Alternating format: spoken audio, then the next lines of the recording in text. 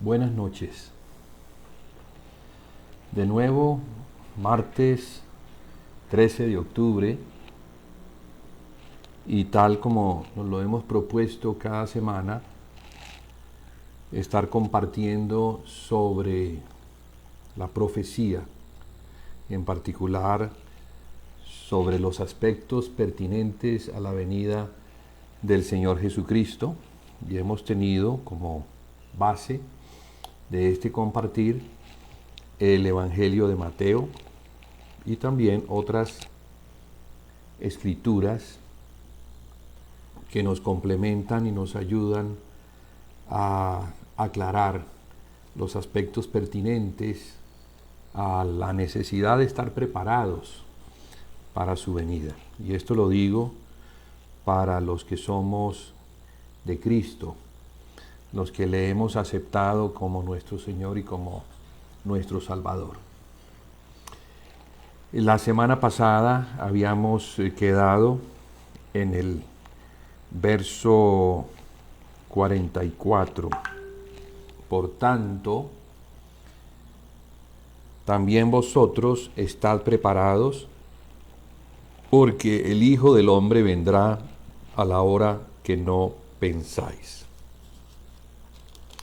Decíamos en el compartir, los compartires anteriores, que este capítulo es la respuesta a 3 preguntas que le hacen sus discípulos. Esas preguntas son las siguientes. Y dice así el verso 3 del capítulo 24, repito. Y estando él sentado en el monte de los olivos, los discípulos se le acercaron aparte diciendo: Dinos, ¿cuándo serán estas cosas y qué señal habrá de tu venida y del fin del siglo? Lo primero que el Señor responde a estas preguntas es: mirad que nadie os engañe, porque vendrán muchos en mi nombre, diciendo yo soy el Cristo, y a muchos engañarán. Luego hace mención de las guerras, los rumores de las guerras, como asuntos que habrían de acontecer, pero dice que aún no es el fin, porque ciertamente se levantaría nación contra nación, reino contra reino, y habría pestes y hambres y terremotos en diferentes lugares, diciendo que eso sería el principio de los dolores. Compara entonces su venida con un parto y los dolores con lo que precede el parto. Una mujer sabe que va a dar a luz cuando comienza a experimentar en su cuerpo estos dolores de parto. Entonces, son señales. Lo curioso es que estas cosas se han venido dando a lo largo de los siglos, como mostrándole a los creyentes la necesidad de estar siempre preparados para su venida. Digo esto porque para el Señor un día son como 1000 años y 1000 años son como un día. Para nosotros el tiempo es diferente. Para Él el tiempo es ya. Es ya. Pero también quisiera decir que para el creyente que vive esperando su venida, su tiempo de espera termina cuando Él muere, cuando es llamado a la presencia hasta allí. Todo lo que Él pueda hacer a lo largo de su vida de creyente, eso es lo que le va a contar en el día en que el Señor venga y juzgue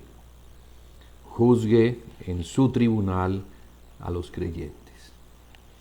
Por eso es importantísimo que estemos preparados. A la iglesia el Señor le insta a que se mantenga perseverando hasta el fin, porque es un asunto de perseverancia. Y en relación a eso quisiera compartir algo que pues ya lo he dicho en las sesiones anteriores, pero quisiera entrar un poquito más a fondo en relación a la preparación de la iglesia, y en particular del creyente que ha puesto su mirada en el Señor Jesús, pero quizás por causa de que el tiempo se prolonga, se retarda, él se puede distraer. Y es por eso que el Señor escribe al final del capítulo 24 lo siguiente, después del verso 44, ¿no?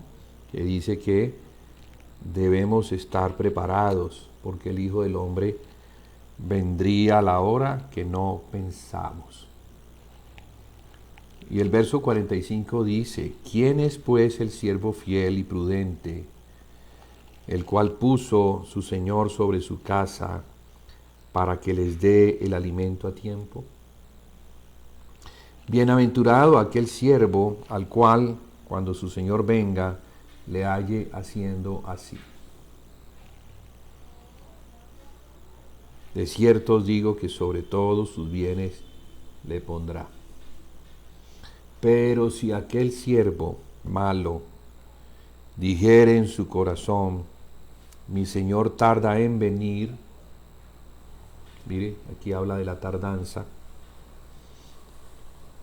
y comenzare a golpear a sus consiervos y aún a comer y a beber con los borrachos, vendrá el Señor de aquel siervo en día que éste no espera y a la hora que no sabe, y lo castigará duramente y pondrá su parte con los hipócritas, y allí será el lloro y el crujir de dientes. Porque es así, ¿no? Nadie sabe el día en que va a morir. No tenemos garantía absoluta de que mañana vamos a estar vivos. Por muy buena salud que tengamos, eso no es garantía de que vamos a estar vivos incluso unas horas después. Puede acontecer un accidente, situaciones imprevistas y perdemos la vida. Nos levantamos hoy y ese mismo día el Señor nos llama a su presencia. De modo que es mejor vivir como si el Señor viniera hoy mismo y trabajar como si el Señor tardara en venir, porque no se trata de abandonar las cosas que el Señor nos ha dado en nuestra mano para que las administremos. No se trata de eso. La preparación va mucho más allá. La preparación no es abandonar lo que tenemos para administrar, sino es un asunto más del corazón. ¿Cómo va a encontrarse mi corazón en el momento o en el día de mi partida? Y digo esto porque después de muerto no queda sino el juicio. No queda sino el día en que el Señor nos despierte, y una vez nos despierte, nos tengamos que presentar, tengamos que comparecer ante Él para ser más que examinados, para dar cuenta de lo que hicimos. Todos los que vivimos para el Señor debemos entender que Él es lo principal. Él es el número uno de todo lo que hacemos. Vivimos para Él, vivimos en Él, vivimos para su gloria. Entonces aquí el Señor es insistente, ¿no? Dice, por tanto, también vosotros estad preparados, porque el Hijo del Hombre vendrá a la hora que no pensáis. Hablando de esta preparación, pero también entendiendo que habría un engaño, quisiera que me acompañaran al Apocalipsis.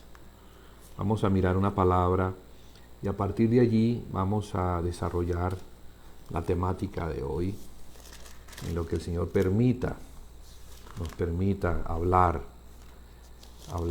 su palabra y poderla transmitir a fin de que podamos recibir edificación, exhortación si es necesario, consuelo también si es necesario.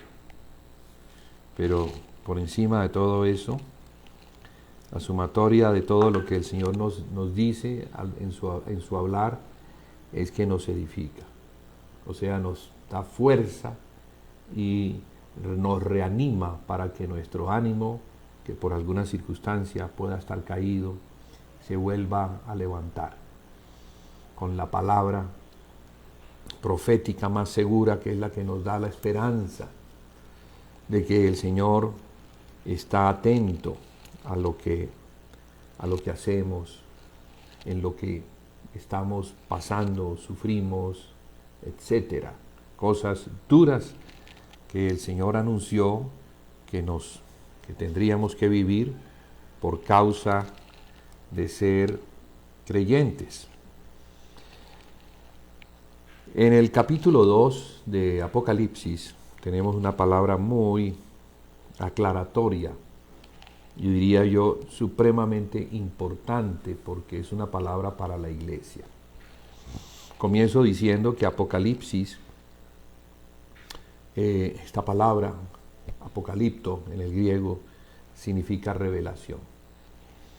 Y es porque este libro que Juan escribió, lo escribió cuando fue tomado en el Espíritu y fue llevado a los lugares celestiales, donde se le permitió ver cosas, y esas cosas que él veía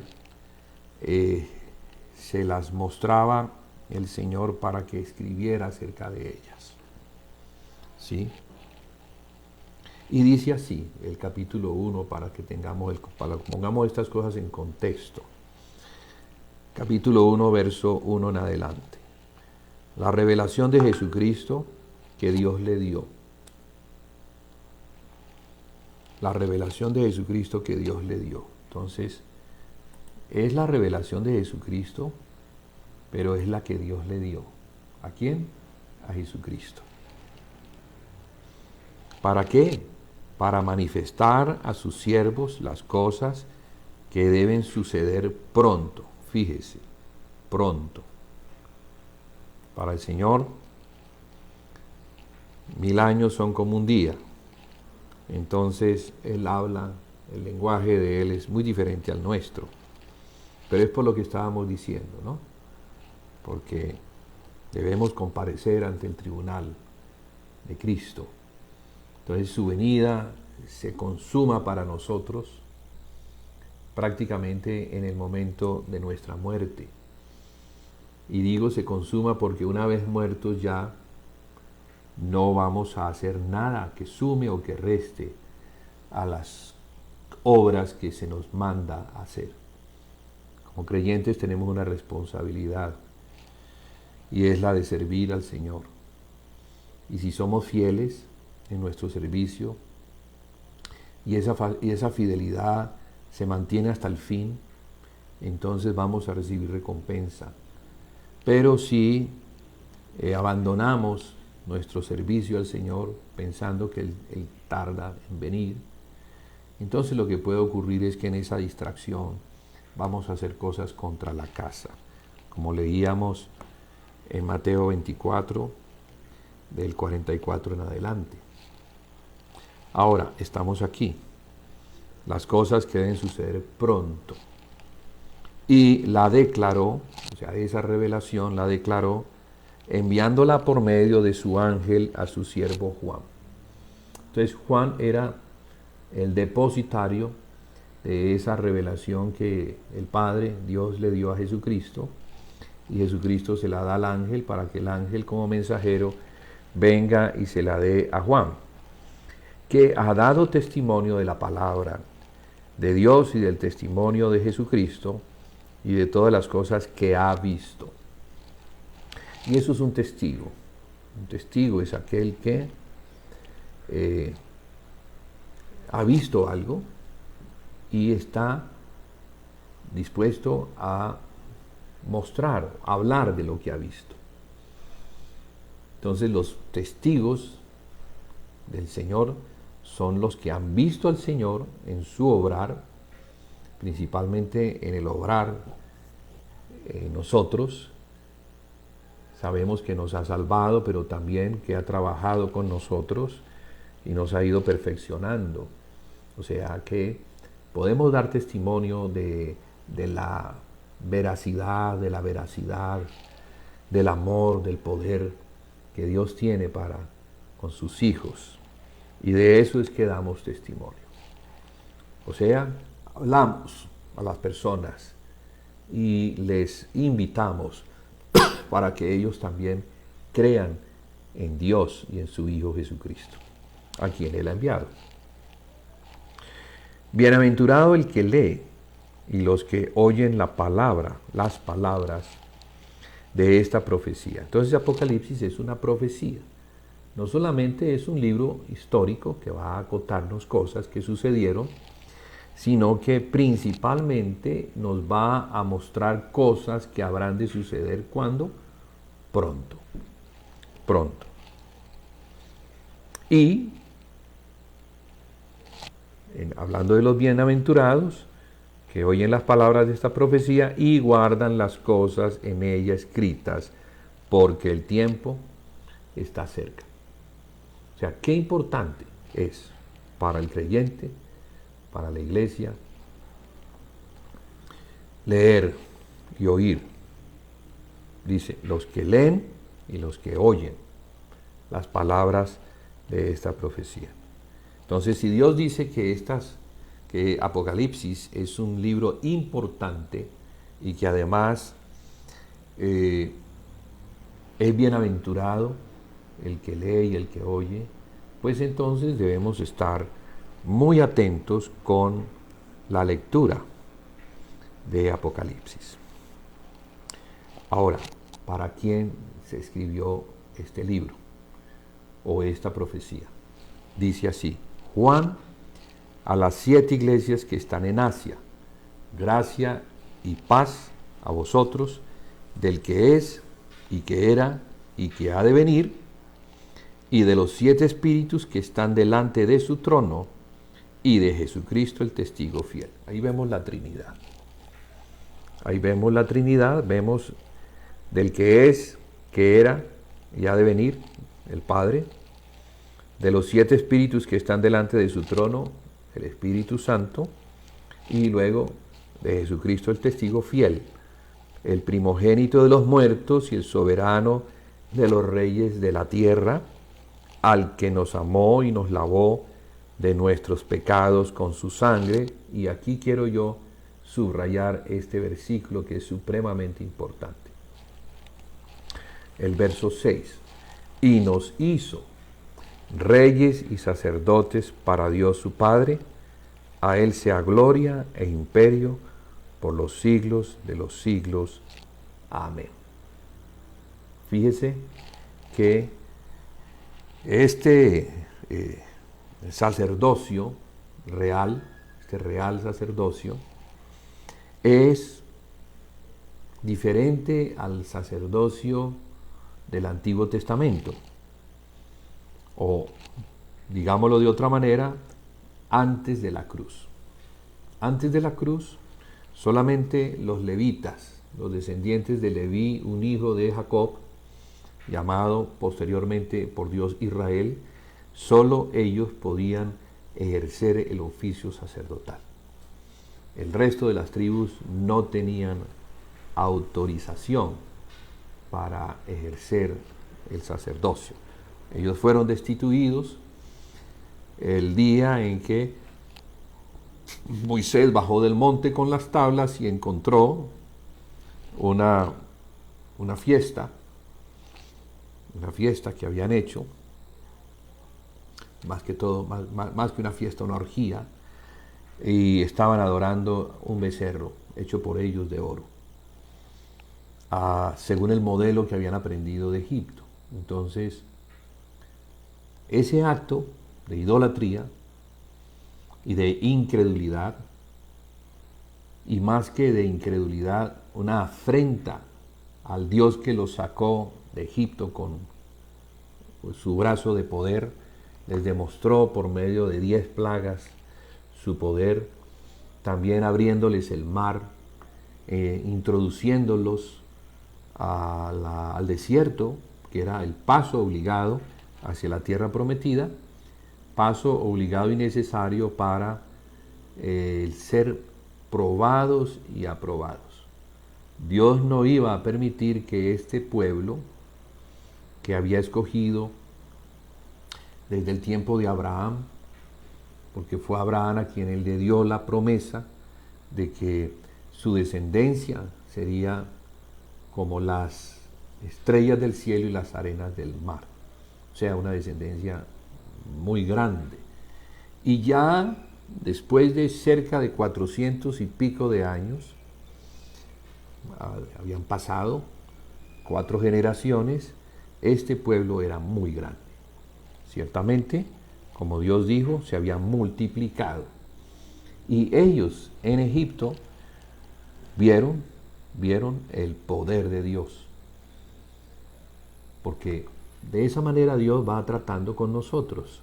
Nos va demostrando quién es Él, qué tan poderoso es Él, a fin de que no pongamos nuestra vista en los ídolos, que no tengamos nuestra confianza puesta en las cosas que no provienen de Él. Entonces Israel no estaba educado. El pueblo de Israel necesitaba ser educado, recibir entendimiento, conocimiento acerca de quién era el que los había libertado, quién era aquel que había hablado con sus padres, con los patriarcas, con Abraham, con Isaac y con Jacob, y les había primero prometido y luego confirmado que les daría la tierra de Canaán como heredad. Ellos no vivían en Canaán, vivían en Egipto como esclavos. Y siendo esclavos, después del fuerte yugo en el que fueron puestos, entonces comenzaron a clamar a Dios.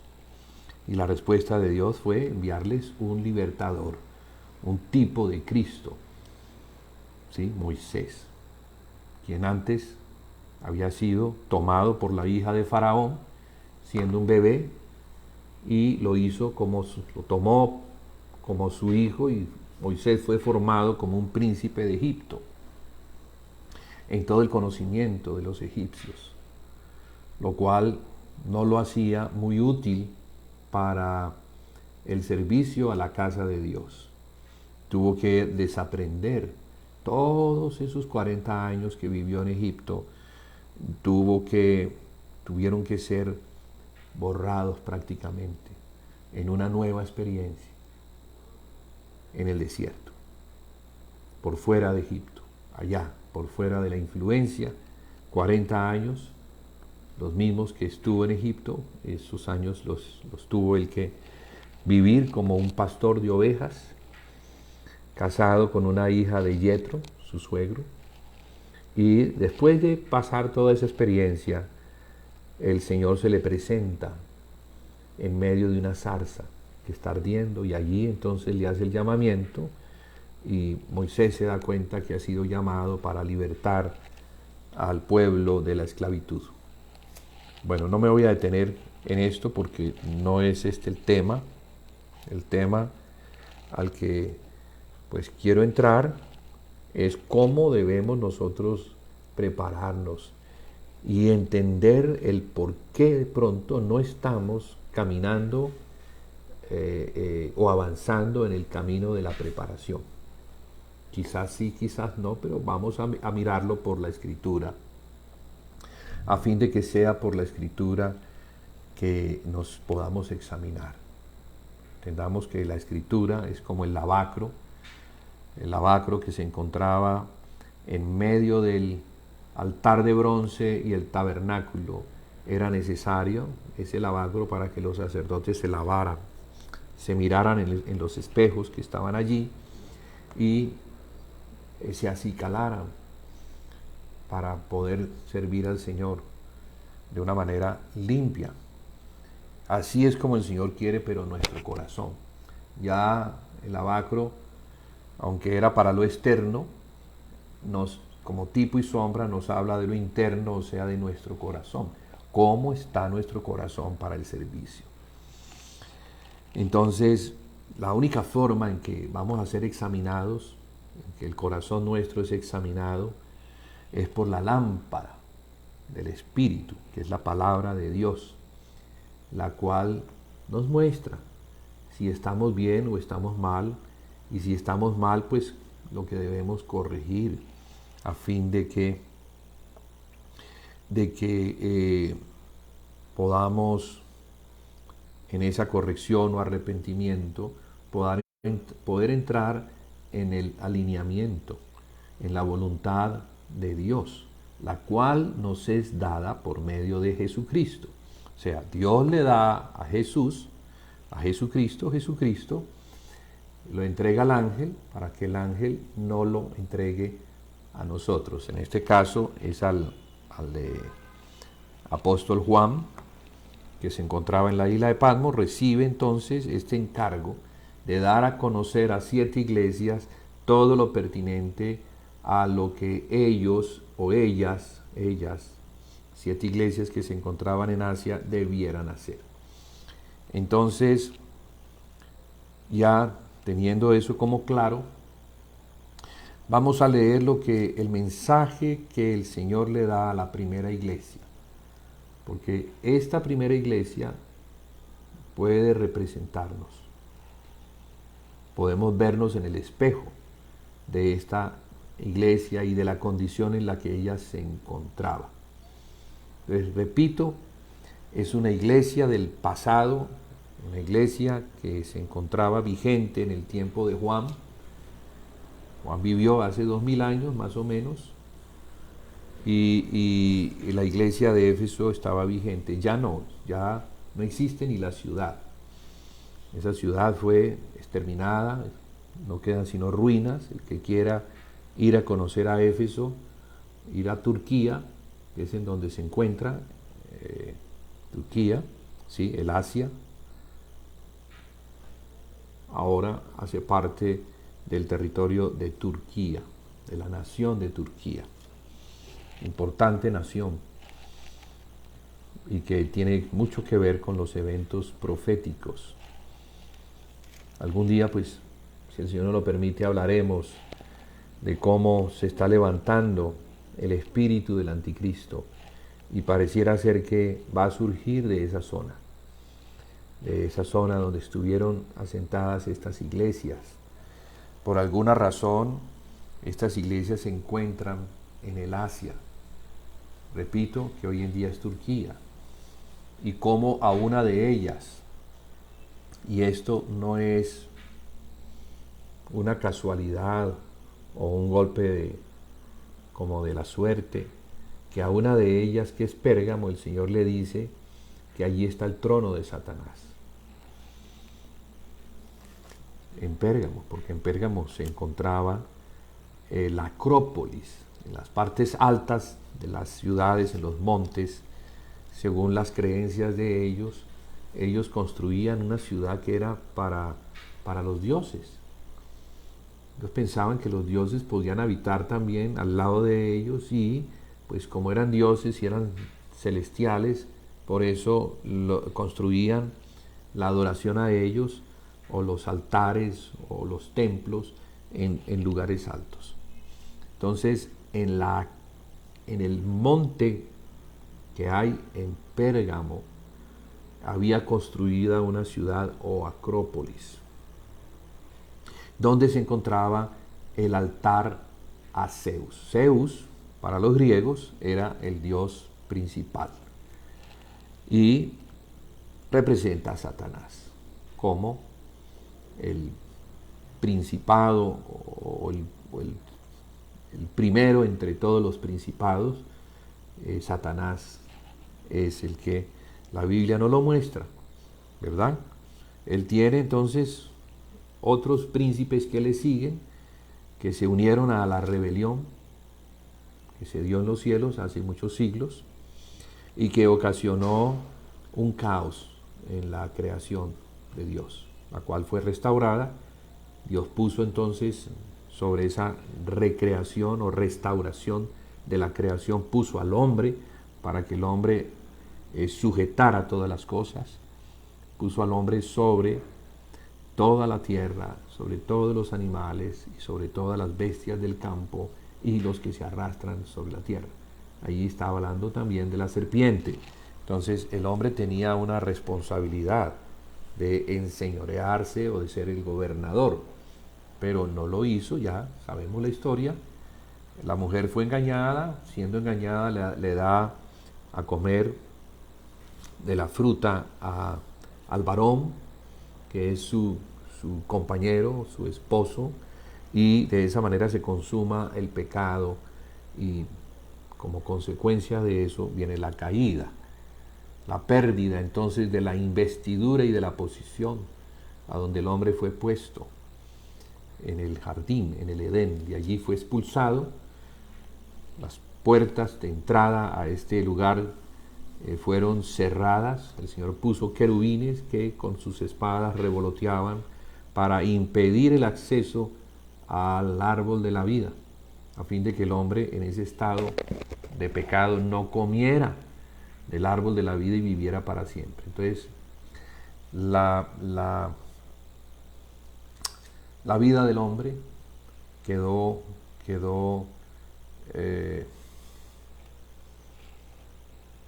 se perdió por causa del pecado y por la palabra que se convertía en ley, que decía: el día que de él comieres ciertamente morirás, haciendo alusión al árbol del conocimiento del bien y del mal, del cual el hombre no debía comer, pero comió.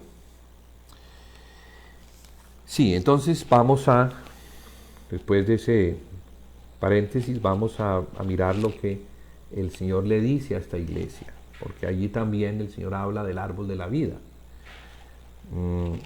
mostrando que hay dos árboles importantes en el huerto: el árbol del conocimiento, que está ligado a Satanás; el árbol de la vida, que está ligado al autor de la vida, que está ligado a Cristo, que es el espíritu vivificante que nos da la vida, que es el pan que descendió del cielo.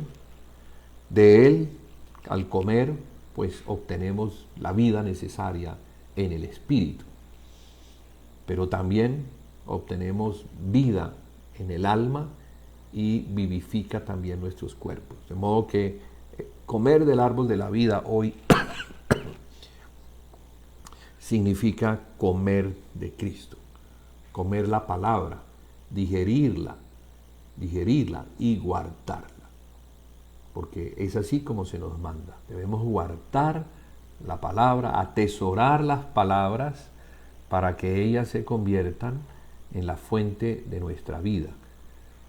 Sabemos que de toda cosa guardada debemos guardar el corazón, porque del corazón mana la vida. Entonces, si del corazón mana la vida, debemos tener la vida de Cristo en el corazón, o Cristo mismo, que es la vida, en el corazón. ¿Qué dice entonces el Señor por medio de su ángel a la iglesia, al ángel de la iglesia de Éfeso? ¿Sí? Dice así: escribe al ángel.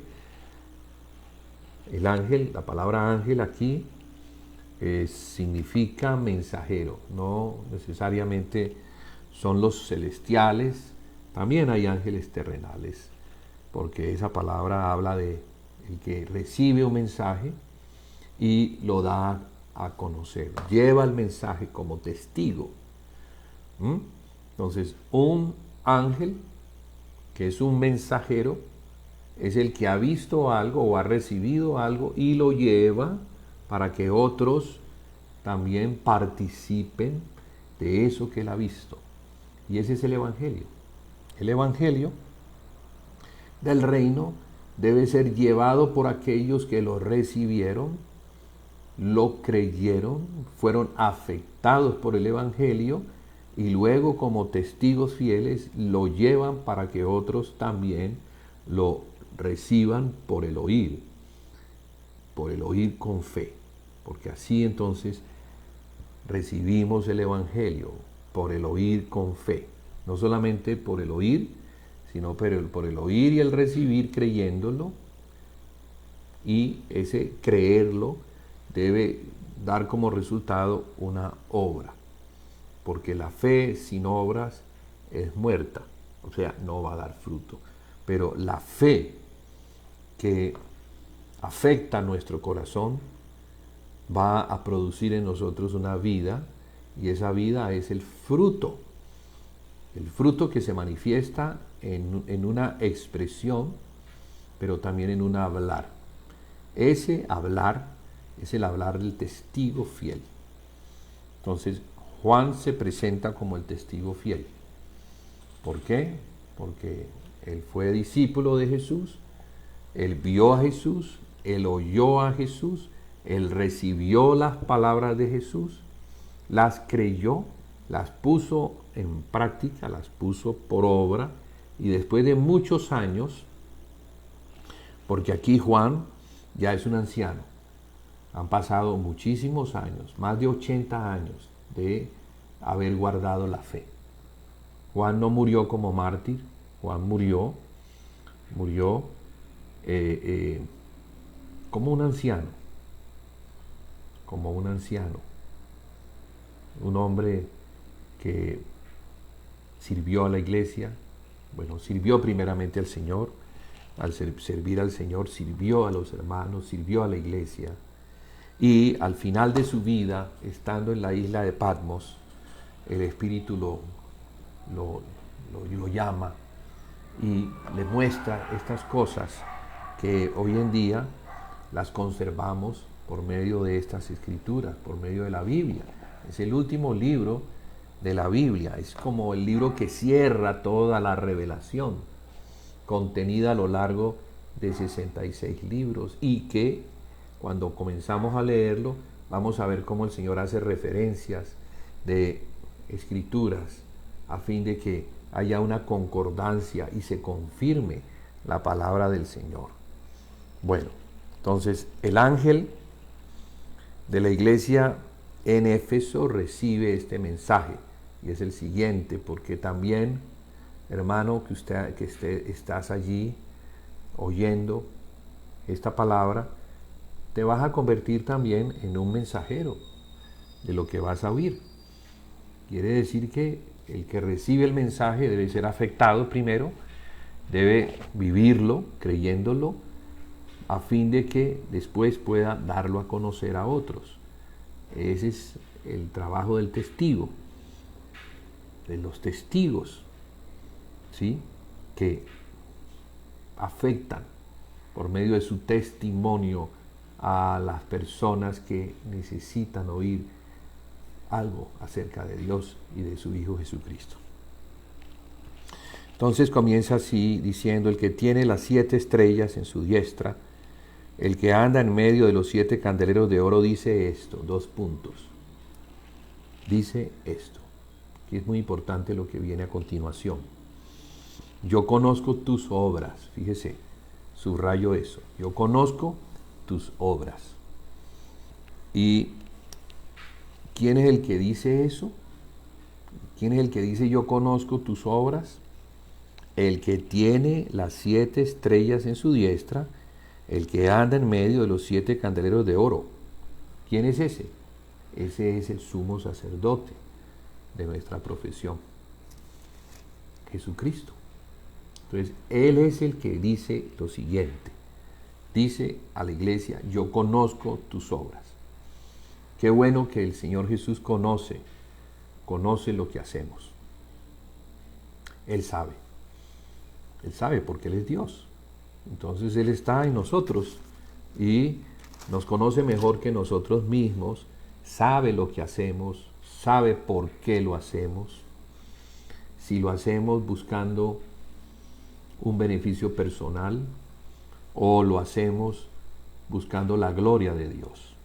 Él sabe eso. No hay forma de engañarlo. Nosotros podríamos estar engañados, porque es muy fácil ser engañado. Mirad que nadie os engañe, dice el Señor desde el principio. Podemos ser engañados.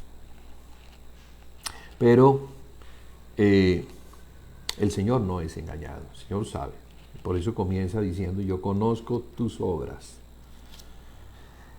Hermanos, cuando nos presentemos delante del Señor en el día del tribunal, después de que Él venga la resurrección de entre los muertos, antes de entrar al milenio, todos, absolutamente todos los que son de Cristo en su venida, vamos a comparecer ante ese tribunal para presentar las obras. Vamos a dar cuenta de lo que hicimos. Y la Biblia dice que si lo que presentamos es oro, plata y piedras preciosas, vamos a recibir recompensa. Y eso está haciendo referencia a la casa, a la edificación de la casa de Dios. Porque hay algo importante que debemos saber, y es que hemos sido llamados para ser sacerdotes, pero también edificadores de la misma casa. Hay una casa que hay que edificar, y hay un sacerdocio que se debe ofrecer al Señor. Debemos ofrecer al Señor sacrificios espirituales por medio de Jesucristo, perdón. Sí, es por medio de Jesucristo, no es por medio de nosotros, por la carne, por nuestro querer, por nuestro sentir, por nuestro gusto, nuestro parecer, no. Es por medio de Cristo. O sea que hay que ser espirituales, hay que madurar en el Señor, conocer al Señor, conocer el Espíritu, conocer el sentir del Espíritu, lo que hay en el corazón de Cristo, que es transmitido a nuestro corazón cuando tenemos una verdadera comunión con Él. Si nuestra comunión con Él no es buena, entonces no podemos esperar que Él transmita a nuestro corazón, transmita su sentir. Debe transmitirnos el sentir. ¿A fin de qué? A fin de entender lo que Él quiere o lo que no quiere. Debemos saber lo que Él ama, pero también lo que Él aborrece, para que no seamos engañados llamando bueno lo que es malo y malo lo que es bueno. No, hay que madurar para poder discernir entre lo bueno y lo malo. Y ese discernimiento lo adquirimos por el conocimiento de Él. Dice que es hasta que lleguemos a la unidad de la fe y del conocimiento del Hijo de Dios, a la estatura del varón perfecto, a la plenitud de Cristo. Entonces hay una madurez que hay que alcanzar, y esa madurez tiene que ver con prepararnos para su venida, como leíamos al principio. Sabemos que Él viene, no sabemos en qué momento viene, en qué momento nos coge la muerte, porque no tenemos garantía, no sabemos absolutamente. Digo en términos generales, ¿no? Porque el Señor a algunos siervos les dice, les muestra que ya han terminado su carrera, que ellos han guardado la fe y que la corona de justicia es lo que les espera. Pero vamos a hablar en términos generales para que no digamos, no, el Señor me va a mostrar a mí en qué momento yo voy a morir y antes me va a decir yo voy a morir, entonces voy a estar como preparándome para eso. No, aquí el Señor nos está exhortando para que tengamos una preparación en Él. Entonces, yo conozco tus obras. Él conoce. Él conoce. Y conforme a las obras, Él entonces va a dar el pago. Decía que si presentamos oro, plata y piedras preciosas en relación a la casa, entonces vamos a recibir recompensa. Pero si lo que presentamos es madera, heno y hojarasca, al ser la obra probada por el fuego, eso se va a quemar. Entonces, toda obra en la que estamos empeñados, en la que estamos en la edificación, va a ser probada por el fuego. Y el fuego mostrará si lo que hemos edificado, lo hemos edificado con los materiales correctos. Mire que el oro no se quema, el oro se refina, lo mismo que la plata. Cuando viene el fuego sobre el oro refina. O sea, se hace más fino, más puro. La impureza del oro por el fuego se va. Y la impureza de la plata por el fuego se va. Y lo mismo con las piedras preciosas. Pero con la madera, el fuego la consume. Ahora imagínense el heno y la hojarasca. Eso se consume en un momentico. Entonces podemos estar construyendo con esos materiales incorrectos que hablan de una construcción hecha en la carne o en el hombre natural, no en Cristo, no en Cristo. Y bueno, que el Señor nos ayude para que si estamos haciéndolo de la manera incorrecta, seamos corregidos. Y el Señor nos corrige, el Señor nos ayuda de muchas formas, por diferentes pruebas que son el fuego. Nos vamos a dar cuenta si lo que estamos haciendo, porque lo que estamos haciendo tiene que ver con nuestra vida, la forma como vivimos. No es un asunto religioso, no tiene que ver con construir un edificio para Él, un edificio hecho por la mano humana.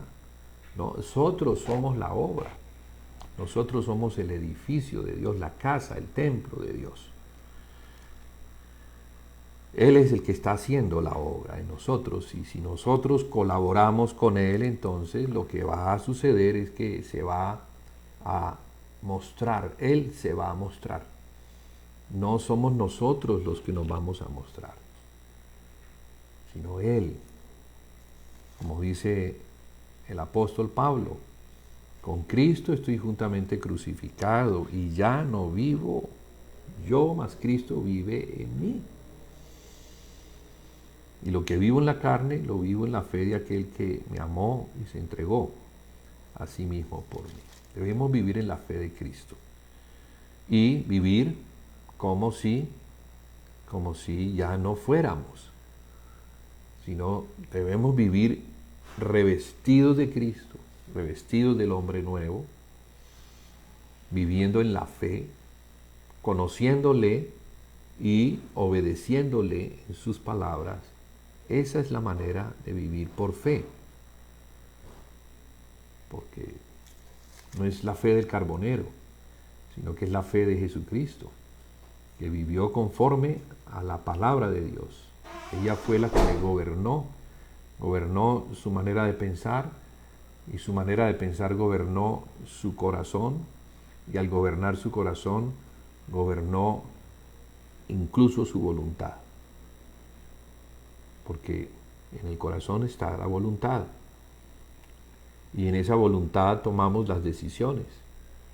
Si vamos hacia la derecha o vamos hacia la izquierda, si nos quedamos o si avanzamos, ¿qué vamos a hacer?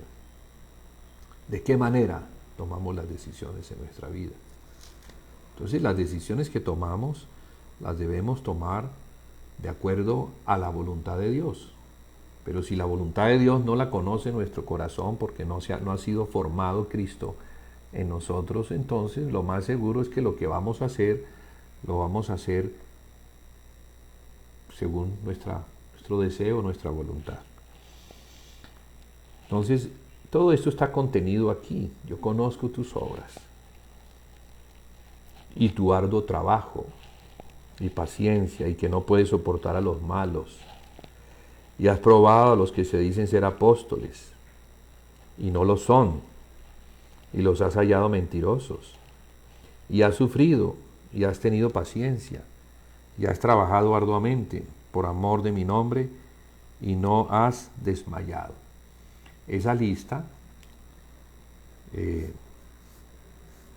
pues muestra que hay nos dice, uy, tremendo, ¿no? Mire cómo trabajan ellos. Qué obra tan tremenda. A los ojos del hombre, que mira sin mirar el interior, sino que miramos lo exterior con estos ojos naturales, ¿no? Digo yo. Porque si miramos con los ojos espirituales, nos vamos a dar cuenta que quizás eso en apariencia es bueno, pero no es bueno. Que es lo que el Señor va a señalar ahorita. ¿Qué dice? Pero tengo contra ti que has dejado tu primer amor. Ay, ay, ay. Fíjese, aquí entonces encontramos una palabra que nos muestra que hay algo que no está correcto, que aunque se hace una obra, esa obra no parte del corazón correcto, porque el Señor al examinar dice, has dejado tu primer amor. Recordemos que al principio se nos dijo en los primeros versos del capítulo 1 que nos había hecho reyes y sacerdotes para Dios su Padre.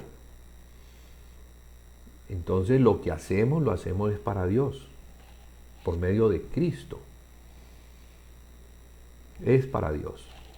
Pareciera ser que las obras que se están haciendo aquí no eran obras para Dios, porque fíjese lo que dice, mucho trabajo y paciencia. Has probado los que se dicen ser apóstoles, eso es algo que es externo, no es interno. Aunque está bien, no es perfecto. Y has sufrido y has tenido paciencia y has trabajado arduamente por amor de mi nombre y no has desmayado.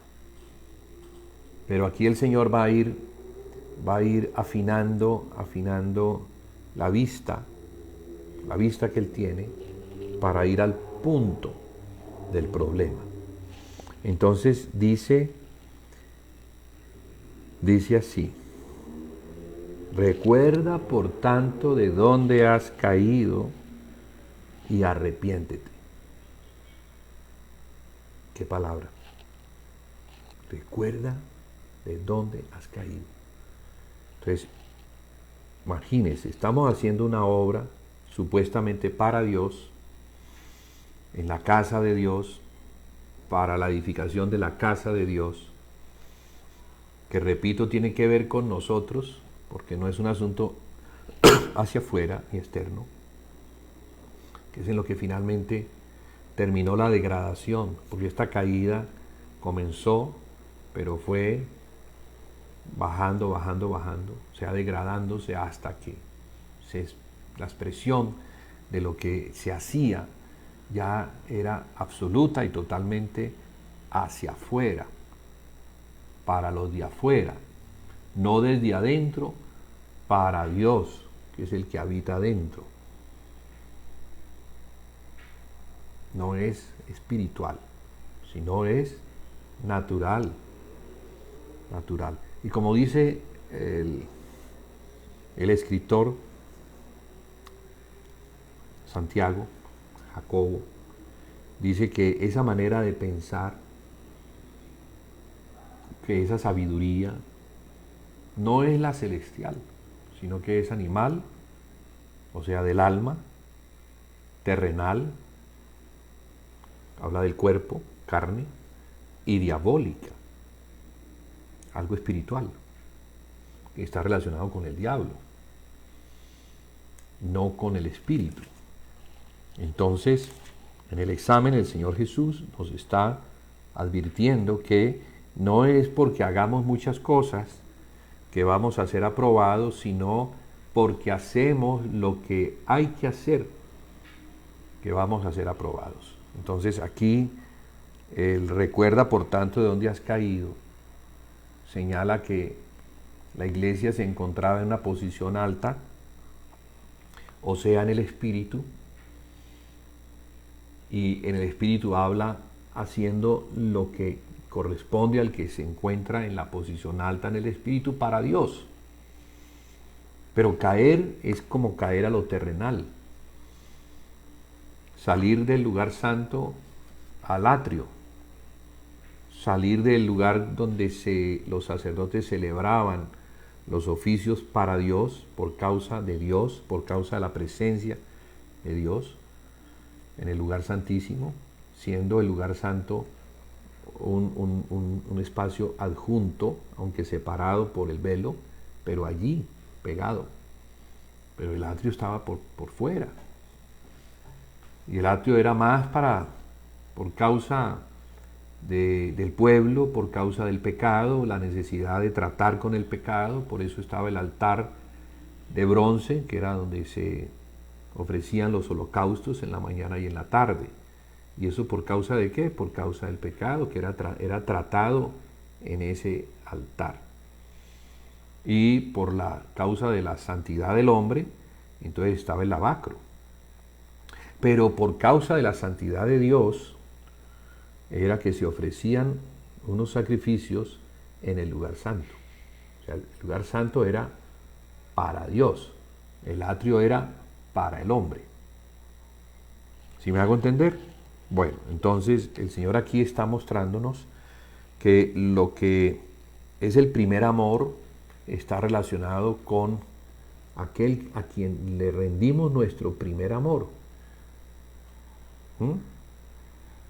Aquel a quien consideramos que debe ser el primero en todo, o sea, Dios, Padre, a quien debemos amar por encima de todas las cosas y debemos vivir para Él exclusivamente,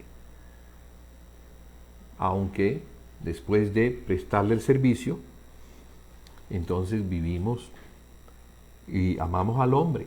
Entonces, esos dos mandamientos Jesús los muestra como siendo el primero es el amar a Dios sobre todas las cosas, y el segundo, amar al hombre como nos amamos a nosotros mismos. Entonces hay dos amores que se nos muestran aquí en esta tabernáculo, vamos a decirlo así, en esta casa que se está edificando y que se edifica para Dios, aunque también incluye al hombre, por causa del hombre y la necesidad que el hombre tiene de conocer a Dios, de ser salvo, de oír el Evangelio, de venir a Cristo. Entonces tenemos el altar de bronce. Y luego tenemos el lavacro para santificar, que habla de la santificación de nuestra alma. Y el lugar santo habla de nuestra alma o corazón puesta al servicio de Dios, que se encuentra ahí al lado, en el lugar santísimo, donde se colocaba el arca del testimonio, el arca de la alianza, el arca donde la presencia de Dios se hacía manifiesta.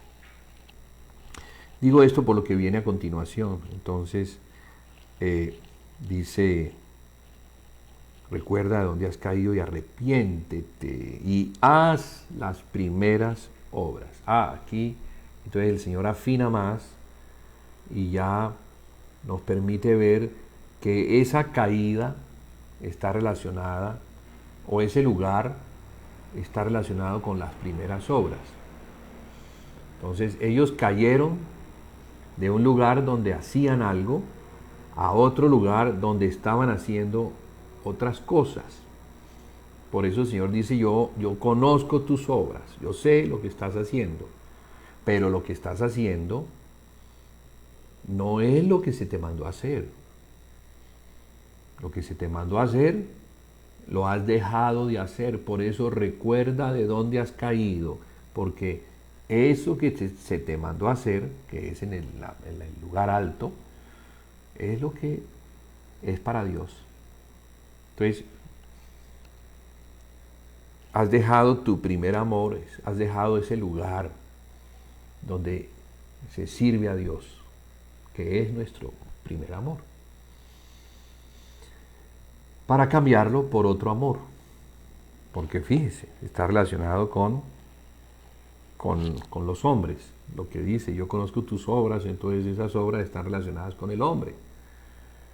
Y claro, aparecen los malos, aparecen los falsos apóstoles, cosas que se hacen como para cuidar la casa. Vamos a cuidar la casa, a evitar que entren lobos a la casa. Y no es que eso no se tenga que hacer, eso hay que hacerlo, pero sin dejar de hacer lo principal, que está relacionado con el servicio a Dios en el lugar alto, allá, en el Espíritu, en Cristo, donde estamos puestos en el Espíritu, porque son sacrificios espirituales para Dios en Cristo. Cristo es el mediador que nos lleva. Lo que hacemos en el nombre de Cristo es lo que el Padre recibe y se regocija, porque lo estamos haciendo como su Hijo sabe, porque el Hijo conoce al Padre y sabe qué es lo que le agrada al Padre, de modo que el Hijo es el que nos enseña a nosotros cómo es que se adora al Padre en espíritu y en verdad. Recuerde que eso fue lo que el Señor le dijo a la samaritana, que había llegado la hora y que ya era la hora en que los verdaderos adoradores adorarían al Padre en espíritu y en verdad, porque a tales adoradores el Padre estaba buscando para que le adoraran. Y no hay manera de adorar al Padre, sino es a través de su Hijo. Entonces por eso el Hijo que estaba allí y la samaritana que no sabía nada, cuál era el verdadero lugar de adoración, si era en Jerusalén o era en Samaria, preguntaba. Y el Señor aprovechó esa pregunta para decirle, ni aquí ni allá, porque ha llegado la hora. Y ahora es esa hora. Porque el que te habla es el Mesías, el que te habla es el Hijo de Dios, el que te habla es el mediador entre Dios y los hombres. Dios es espíritu y espera que tú le adores en espíritu y en verdad. Y el medio para hacerlo soy yo. Entonces Jesús es el medio. Sin Jesús no hay forma de poder adorar al Padre. Entonces este primer amor también está relacionado con la comunión que tenemos con el Hijo. ¿Cómo es nuestra comunión con el Hijo de Dios? ¿Le conocemos? ¿Conocemos su palabra? ¿Conocemos sus mandamientos? ¿Obedecemos sus mandamientos? Todo lo pertinente a lo que el Señor dejó como mandamientos para los sacerdotes neotestamentarios.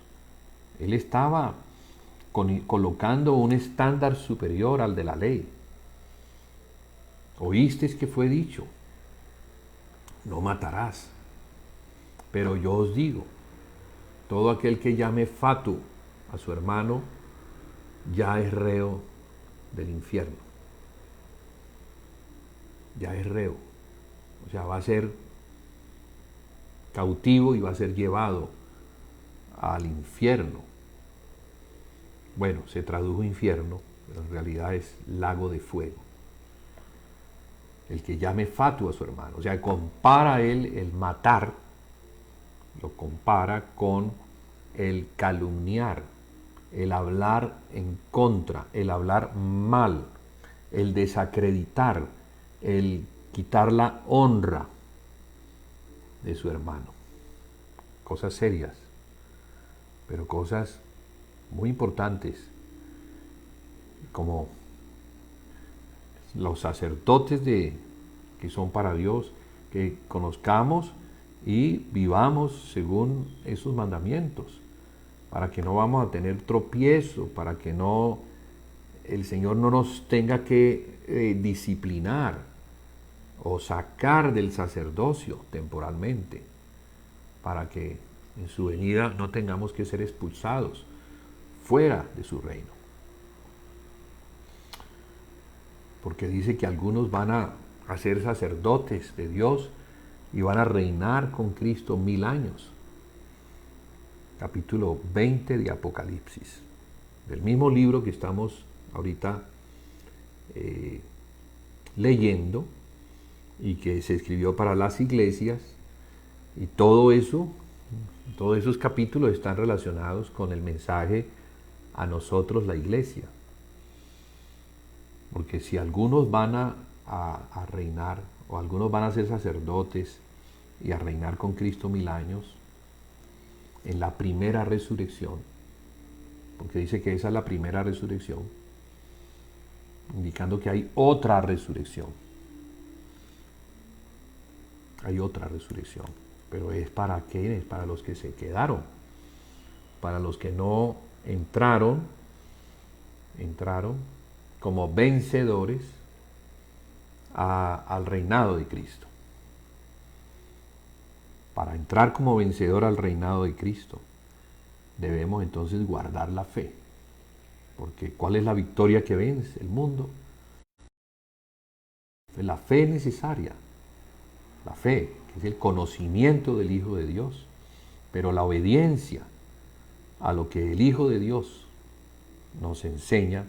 Mire que es el Hijo de Dios el que viene a hablarnos por medio de Jesús, que es el Hijo de Dios, pero que vino como también el Hijo del Hombre y se presentó como hombre para representar al hombre en general, representarlo a fin de salvarlo, porque él vino como el Salvador del hombre, ya que Adán había dejado al hombre en un problema, ya había dejado un legado, una herencia, pero una herencia de muerte. La herencia del primer hombre, del primer Adán, era el pecado, como consecuencia del pecado, la muerte. Entonces el hombre estaba bajo esa ley del pecado y de la muerte. Y por eso es que al estar sin Cristo, al estar sin el Espíritu, no podía vencer esa ley. Por más de que quisiera, por más de que se esforzara, por más de que dijera que la ley es buena y que había que cumplirla, descubría que dentro de él había otra ley, aparte de la ley de Dios. El hombre lo que debe hacer y lo que no debe hacer. Por ejemplo, si le dice al hombre no codicie, y el hombre dice, perfecto, excelente ley, no debo codiciar, y me voy a proponer a no codiciar. Pero mientras que está proponiéndose a no codiciar, descubre que dentro de él hay una fuerza poderosa que le lleva cautivo a la ley del pecado. O sea, lo lleva a la codicia. Y no puede dejar de codiciar. Dentro de él se encuentra la codicia. Dentro del hombre que pecó se encuentra la simiente del mal, la semilla del árbol del conocimiento del bien y del mal. Y por esa razón el hombre no puede dejar de pecar. Por eso era necesario que apareciera otra ley que pudiera rebasar la ley de la muerte y del pecado. Y es la ley de vida, contraria a la muerte, la ley de vida que hay en Cristo Jesús. Entonces, cuando yo soy débil y reconozco que en mi debilidad no puedo cumplir la ley, acudo a Cristo. Acudo a Cristo para que en el poder de vida que hay en Cristo yo pueda vencer sobre el pecado, sobre cualquier tendencia pecaminosa que me lleva cautivo al pecado. Entonces, hermanos, la obra que hacemos tiene que hacerse es en Cristo, porque esa obra será la obra de un hombre santo, o un hombre que fue santificado, un hombre que fue transformado, cambiado. Pasó de ser un hombre pecador a un hombre que no peca. En un proceso, claro está, eso no se da de la noche a la mañana, sino a lo largo de un proceso que el Espíritu va conquistándonos y va en el conquistarnos, va llenándonos cada vez más de Cristo, para que podamos algún día decir, ya no vivo yo, mas Cristo vive en mí. Pero comienza Pablo diciendo, con Él estoy juntamente crucificado. Pablo entiende lo que Jesús dijo desde el principio. El que quiera venir en pos de mí, niéguese a sí mismo y tome su cruz cada día y siga. O sea, Jesús está dando unas claves muy importantes que pues son vitales para nuestra vida de iglesia, nuestra vida de familia, nuestra vida en todos los aspectos de la vida. No solamente con los hermanos, sino también con los de afuera, para que expresemos la vida de Cristo y no seamos como hipócritas, mostrando una fachada a los hermanos y luego afuera, ya que no estamos delante de ellos, nos quitamos la careta y ahora sí mostramos lo que en realidad somos, una hipocresía. No, Dios no quiere que vivamos en ese hombre viejo, que es hipócrita, que se esconde detrás de una careta y muestra, da una apariencia de ser bueno, una apariencia de ser un hombre piadoso, pero que en realidad no lo es. ¿Por qué? Porque no ha sido transformado por el poder del Espíritu en su corazón. Y eso se va a ver, el fruto se va a ver. ¿Cómo nos vamos a dar cuenta si Cristo está gobernando mi corazón? Por la forma como yo tengo comunión con mis hermanos, la forma como yo los acepto, como yo los amo, la forma como yo los incluyo y los beneficio con los beneficios que Dios me ha dado. Por eso dice que al principio la iglesia de Jerusalén, dice que nadie consideraba ser suyo lo que tenía. Nadie decía, esto es mío. Entonces, como es mío, entonces no es de ustedes. Eso es para mí. Pero no, ellos lo ofrecían. Voy a leer exactamente lo que está escrito acerca de eso. Dice así el verso 44. Todos los que habían creído estaban juntos y tenían en común todas las cosas. Estoy leyendo Hechos capítulo 2, verso 44. Verso 45, y vendían sus propiedades y sus bienes y los repartían a todos según la necesidad de cada uno. ¿Ellos por qué hacían eso? Porque estaban llenos del Espíritu. Eso es algo que nosotros no podemos hacer a la fuerza. No, si Cristo no se ha formado en nosotros, no vamos a tener esa generosidad, ese don de darnos, y al darnos con todo. Lo que creemos ser nuestro, que ya no es nuestro, pues le pertenece a Cristo, porque al comprarnos, nos ha comprado con todo lo que teníamos. Entonces, eso que teníamos, si teníamos mucho o teníamos poco, no importa. Eso que teníamos, eso ahora le pertenece al que nos compró.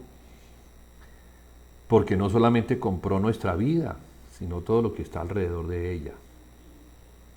Y así entonces vivía, así entonces era la expresión de vida de la iglesia primitiva. Por eso el Señor habla aquí con tanta claridad y les dice: tengo algo contra ti, que has dejado tu primer amor.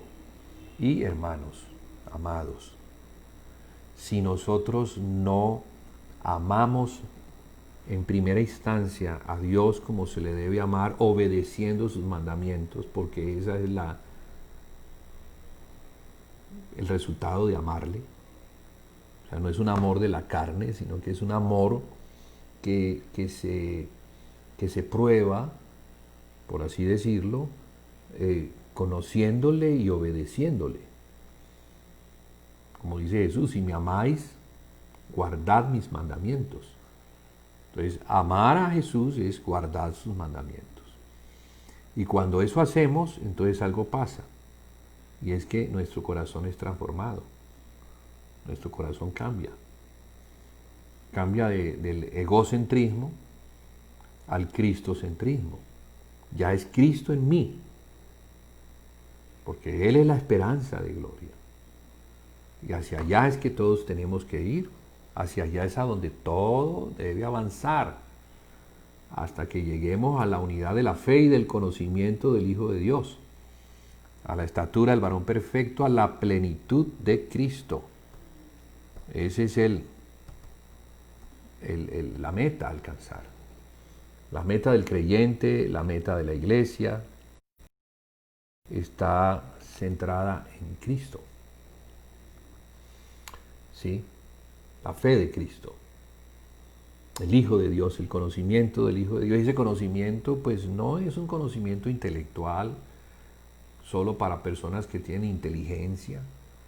Los que tienen menos inteligencia, entonces se les va a dificultar conocerle. No, no tiene que ver con esa clase de inteligencia natural. Tiene que ver con el corazón, porque el corazón tiene sentires muy especiales que rebasan la inteligencia natural. Y esos sentires es: ¿realmente temo a Dios? ¿Realmente quiero hacer su voluntad? Entonces, personas muy humildes, de pronto no tan dotados con inteligencia, que algunos pueden tener una inteligencia superior, pero estos, siendo más sencillos, más humildes en el corazón, ellos pueden ver el reino de Dios. Ellos pueden ver a Cristo. Y pueden ver la manifestación de Cristo moviéndose en ellos. Y pueden ver el reino de Dios. Y pueden entrar también a tomar los beneficios del reino, las riquezas del reino. Y esas riquezas del reino, Cristo mismo. Entonces pasamos de lo terrenal, de apreciar las riquezas terrenales, el oro, la plata, etc., a apreciar las riquezas celestiales, que son eternas, que no se pierden, porque las terrenales se van a perder, el cielo y la tierra van a pasar. Lo que tenemos cuando morimos ya no lo vamos a tener, no nos llevamos nada de lo que hemos acumulado a la morada en la que estaremos después de muertos. Y estoy hablando para creyentes, o sea, al paraíso, al tercer cielo. Allá no existe, no hay trasteo para llevar estas cosas. Entonces, por mucho que hayamos acumulado, no vamos a llevarnos nada, absolutamente nada. ¿De qué sirve ganar el mundo si con ese esfuerzo y ese trabajo vamos a perder el alma? Vamos a perder el alma, porque ¿qué recompensa dará el hombre por su alma? No hay dinero que se pueda ofrecer como recompensa para el alma. Si el alma en realidad no se ha salvado, y se debe salvar, porque es lo que nos está mostrando el Señor aquí. Yo conozco tus obras. Las obras que ellos están haciendo no son las obras que Dios preparó en Cristo. Como dice el escritor inspirado, porque somos hechura suya, creados en Cristo Jesús. ¿Y para qué fuimos creados en Cristo Jesús? Para buenas obras, las cuales Dios preparó de antemano para que anduviéramos en ellas. Entonces, esas sí son las obras que debemos presentar, no las que hacemos en el hombre natural. No, ellas no. Entonces, qué importante es que el Señor nos pueda examinarnos a profundidad y revelar la condición en la que nos encontramos. Este ángel de la iglesia de Éfeso no estaba bien, pero por el examen se dio cuenta que no estaba correcto, que no estaba posicionado, que se había perdido la posición, así como Adán perdió la posición, así mismo le había pasado a él. Y por eso al final dice, al vencedor le daría a comer del árbol de la vida que está en el paraíso de Dios. O sea, ¿dónde está el paraíso de Dios? En lo celestial. Entonces recuerda dónde has caído, de dónde cayó. ¿De dónde cayó? Porque el paraíso de Génesis capítulo 2 y 3 es una figura de lo celestial. Ahora ese paraíso está en el tercer cielo, allá donde está Cristo, allá donde el apóstol Pablo, él cuenta la experiencia y no dice que fue él, pero da a entender de que sí fue él. Conozco a un hombre que no sabe si en el cuerpo o fuera del cuerpo, estuvo allá en el tercer cielo, en el paraíso, donde vio cosas inefables que no le es permitido contar. No le es permitido contar. Son cosas inefables. No las podemos comprender ni entender. Y por eso es que Dios no habla de estas cosas. Pero dice que estuvo allá en el tercer cielo. Pero para llegar al tercer cielo, para llegar al paraíso, uno tiene que morir primero. Entonces él fue muerto. Él fue muerto. Los hermanos oraron por él y lo resucitaron.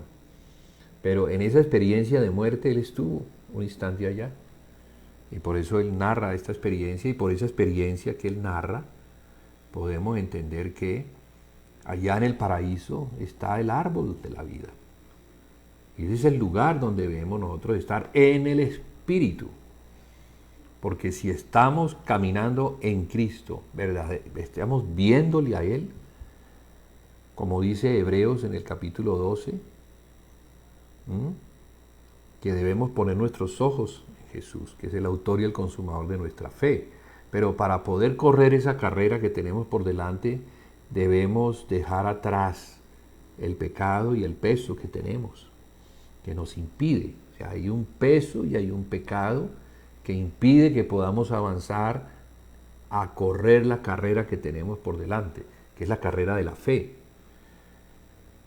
Es la carrera de la fe, porque en el capítulo 11 habla de la fe, en el capítulo 12 ya entonces nos muestra que la fe es una carrera que se corre.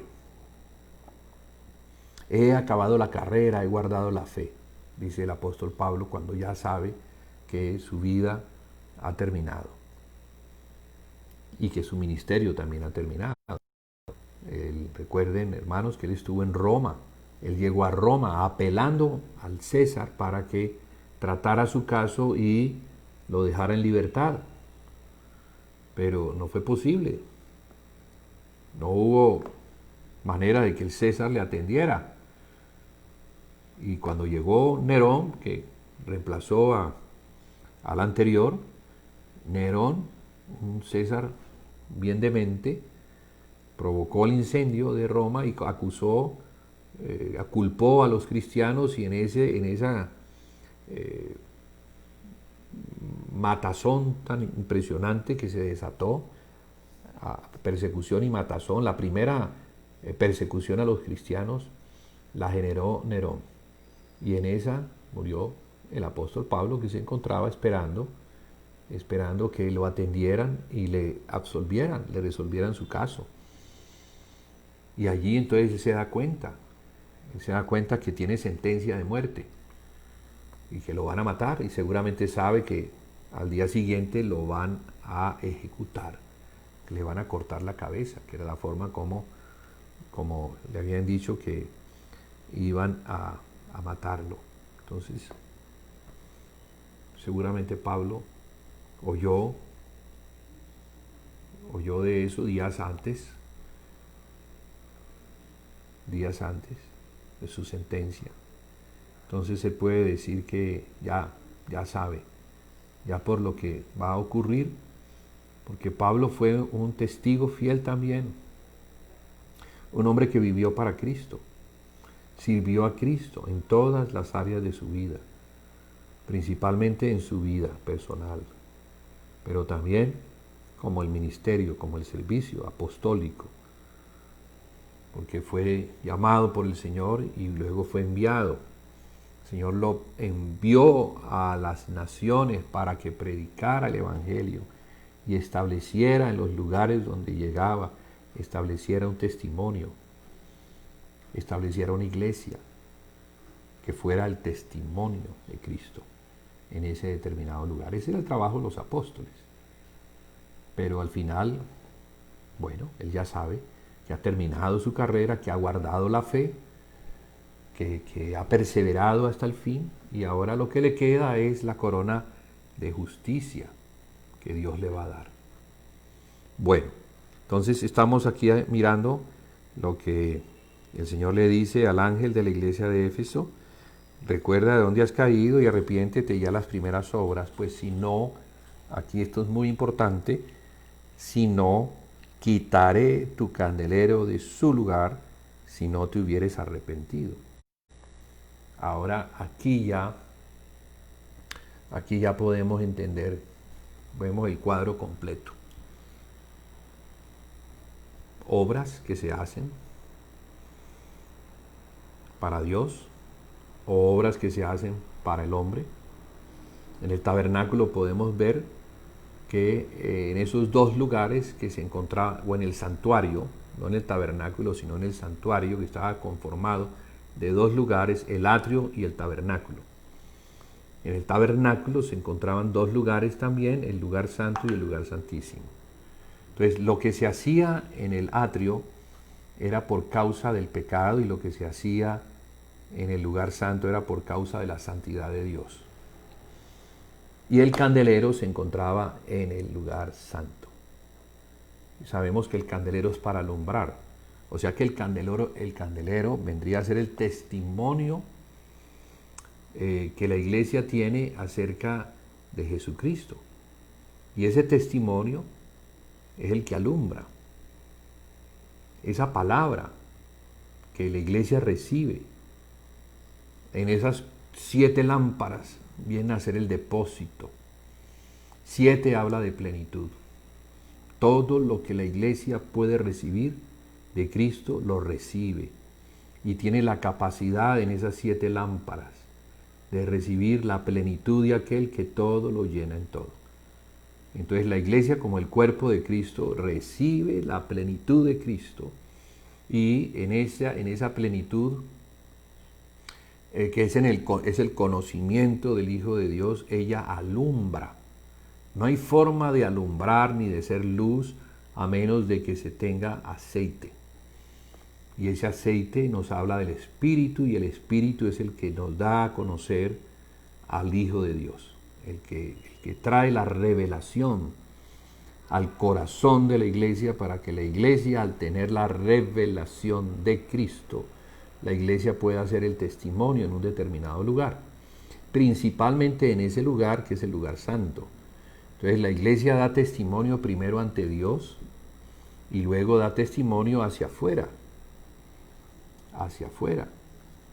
porque la iglesia no ha sido colocada por debajo No es como una lámpara que se pone debajo de la mesa, sino que la lámpara se pone en un lugar alto para que pueda alumbrar. Así es la iglesia. La iglesia es comparada con la luz del mundo y debe alumbrar. Alumbrar.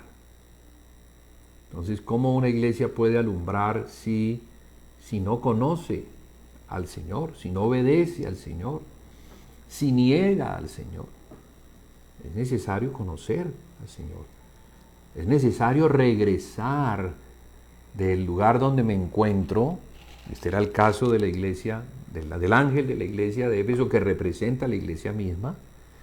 Recuerda dónde has caído, recuerda y ve ya las primeras obras. Entonces el Señor le está llamando a regresar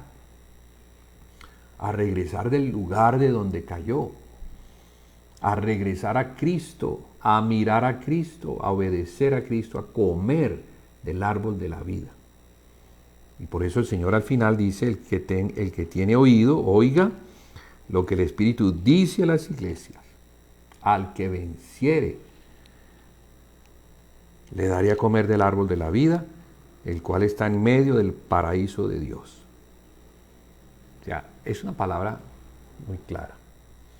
De la misma manera que Adán fue destituido, fue expulsado por desobediencia al oír la voz de la serpiente, porque aunque él no la oyó directamente, sino que fue la mujer, y la mujer extendió el fruto y se lo dio, Adán sabía qué era lo que estaba sucediendo.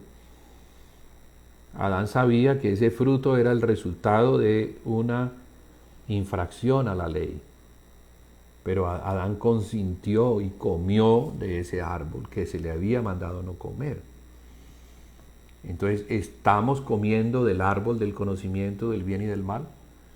Esa es la exhortación del Señor para nosotros hoy. Y si estamos haciéndolo, pues hombre, no estamos ministrando correctamente a Dios.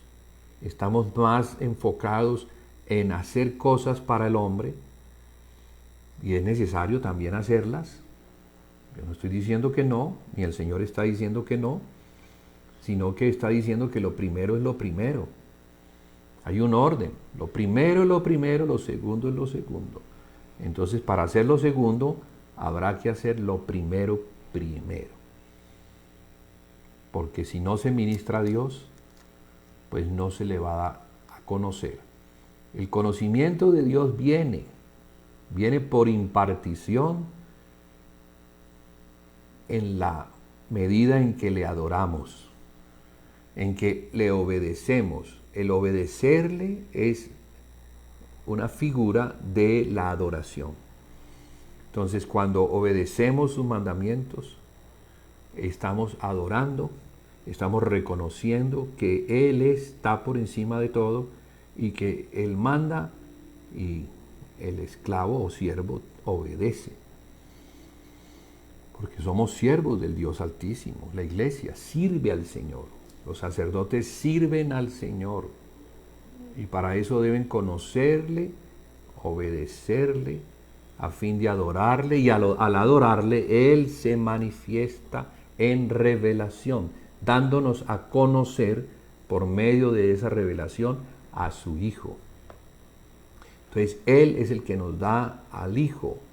Y cuando el Hijo nos es dado, el Hijo nos da a conocer lo que está en Él. El misterio escondido que está en Él es la iglesia. Entonces, si queremos tener un entendimiento, un discernimiento del cuerpo de Cristo, una revelación de la iglesia, lo primero es regresar a la adoración celestial. Adorar a Dios Padre, como está mandado, ¿sí? Para que el candelero no sea quitado de su lugar. Entonces termino diciendo lo siguiente, porque hay una concordancia importante entre esas primeras obras que son mencionadas aquí. Dice recuerda por tanto de dónde has caído y arrepiéntete. O sea, cambia tu manera de de pensar a fin de que lo que hagas esté de acuerdo con tu manera de pensar y que tu manera de pensar sea justa, para que hagas entonces las primeras obras. O sea que esas primeras obras que son mencionadas aquí, es la clave que el Señor nos da, primeras obras, las encontramos en el libro de los Hechos. Porque el libro de los Hechos, gracias a Dios por este libro, es el que muestra las obras de la iglesia al principio. Entonces, ¿qué es lo que la iglesia al principio hizo? Eso que quedó consignado, reseñado en letras de molde y de oro, porque son la ley, son los libros que se van a abrir y con base en estos libros vamos a ser juzgados, si hicimos o no hicimos.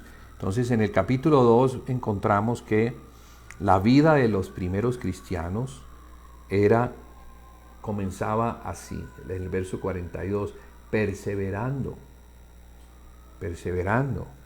¿En qué? En la doctrina de los apóstoles, en la comunión unos con otros, en el partimiento del pan y en las oraciones. Bueno, usted me va a preguntar, ¿y qué relación tiene eso con el candelero?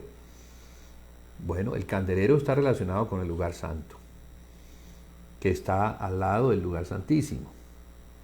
Entonces, esto está relacionado con el lugar santo y el lugar santísimo. ¿De qué forma? La doctrina de los apóstoles era cargar o llevar el evangelio. Ellos como testigos llevaban el evangelio y ese evangelio estaba relacionado con Cristo, con la obra de Cristo, con la salvación que Dios provee al hombre por medio de su Hijo, por medio de Cristo. Entonces, así como el arca en el Antiguo Testamento representaba la presencia de Dios, y ya sabemos que la presencia de Dios está ¿en dónde? Está en Cristo. La presencia de Dios. O sea, cuando Cristo vino, cuando Cristo se hizo hombre, cuando Cristo tabernaculizó, tomando un cuerpo de hombre, la presencia de Dios estaba en él. ¿Sí? La plenitud de Dios se encontraba en Cristo. Porque todo el que veía a Cristo veía a Dios. De modo que para poder conocer a Dios había que mirar a Cristo, oír a Cristo. Él era la presencia de Dios, en vivo y en directo. Entonces el arca, que representa la presencia de Dios, está representada, o más bien, el arca era una representación de la doctrina de los apóstoles, porque cuando ellos hablaban de Cristo, el Espíritu Santo descendía y confirmaba. Era como traer el arca para que la presencia, la gloria Shekinah se posara sobre el arca. Entonces, por donde se movía el arca, la gloria Shekinah estaba. Así que cuando se hablaba de Cristo, la gloria de Dios estaba. Y el Espíritu Santo convencía. Por eso hay que hablar el Evangelio. Porque si no se habla el Evangelio, entonces no vamos a ver el Espíritu Santo moviéndose sobre el caos que hay en el hombre. ¿A fin de qué? A fin de que por la palabra, entonces el Espíritu pueda obrar y pueda llamar a las tinieblas a apartarse y traer la luz. Así comenzó el Señor, la restauración. Hágase la luz. Todo estaba en tinieblas. Hágase la luz y la luz fue hecha. Entonces, cuando se habla el Evangelio, la luz viene. Porque Él es la luz. Cristo es la proyección de la luz que procede de Dios. Dios es la luz, pero esa luz es proyectada por medio de aquel que es su Hijo. Entonces, cuando el Hijo es presentado, la luz viene.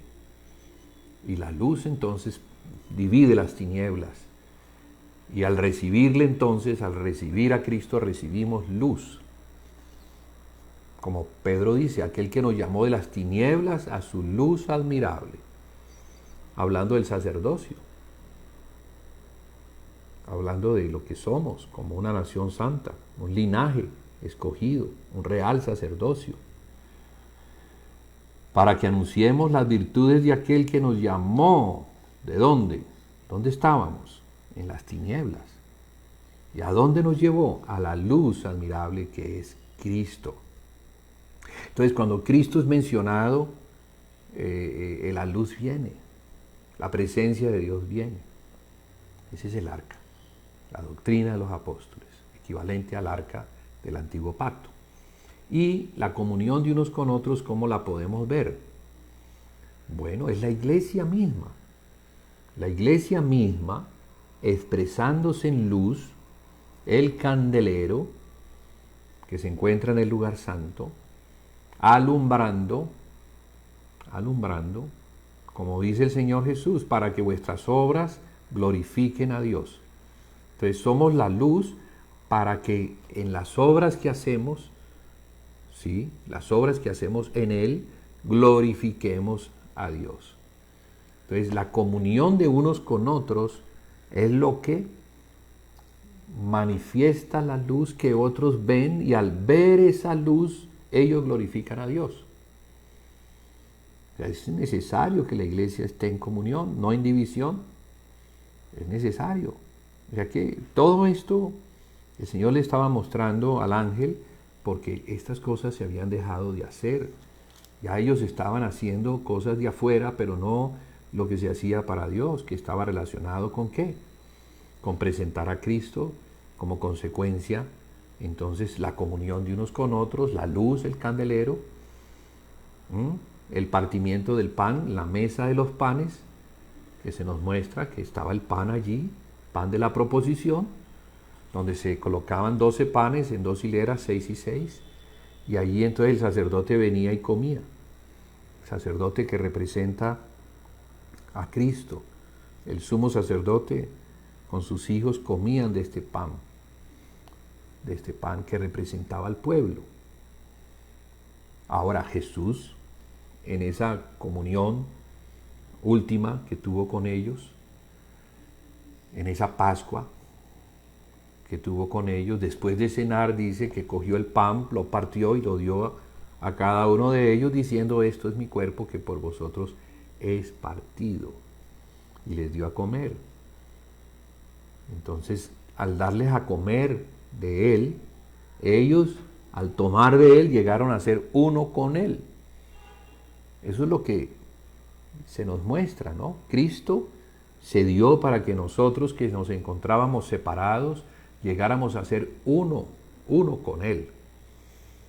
La cruz trajo entonces la reconciliación, la cruz, la sangre, la muerte de Cristo en la cruz del Calvario, reconcilió al hombre con Dios.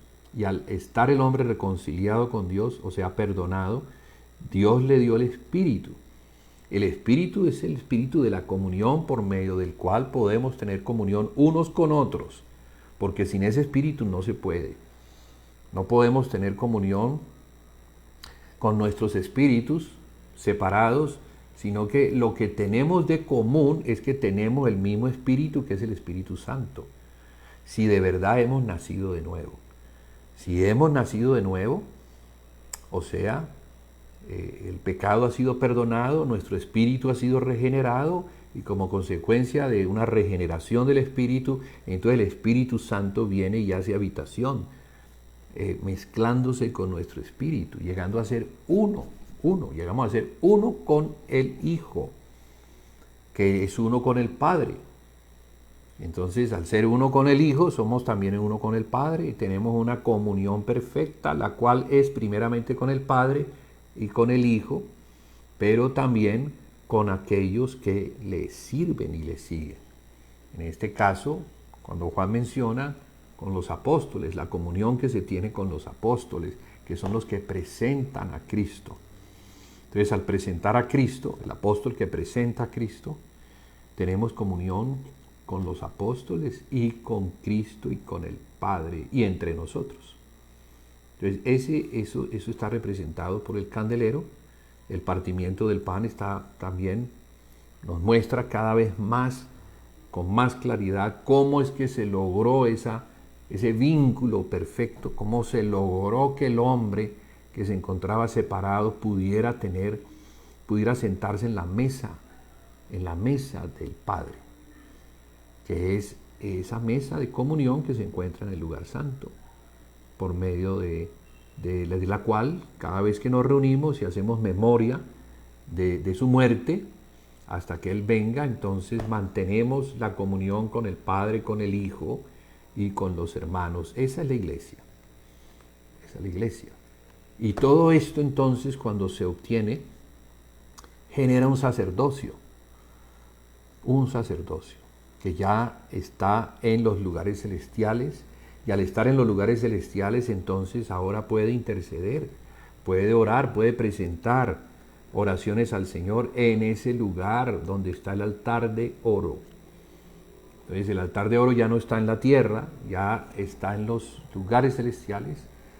Recordemos que Moisés lo vio cuando subió al monte, que es una figura de los lugares celestiales, y de allí se vino con estas imágenes, y eso fue lo que Dios le dijo que hiciera, conforme a lo que se le había mostrado. Entonces, vamos a terminar allí diciendo que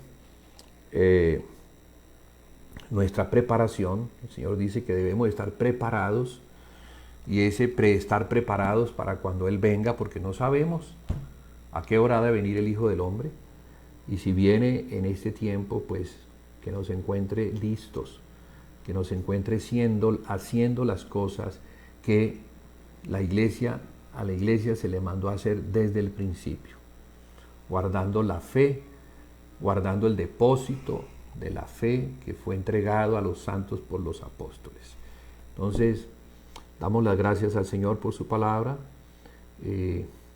a los que se encuentran, que se han vinculado esta noche, pues que esta palabra les llegue al corazón, la puedan recibir, la puedan atesorar, guárdenla. Al guardarla, el Espíritu Santo sabrá qué hacer con ella hasta que ella germine y dé un fruto abundante. Entonces, de esto entonces vivimos de comer de Cristo, que es el árbol de la vida ahora, que se encuentra allá en los lugares celestiales, pero para llegar allá entonces, como dice el Señor, al vencedor le daría a comer del árbol de la vida que está en medio del paraíso de Dios. Debemos entonces dejar de hacer las obras en la carne para hacer las obras en el Espíritu. Que el Señor les bendiga abundantemente. Me despido y nos vemos Dios mediante, si así el Señor lo dispone, la semana entrante.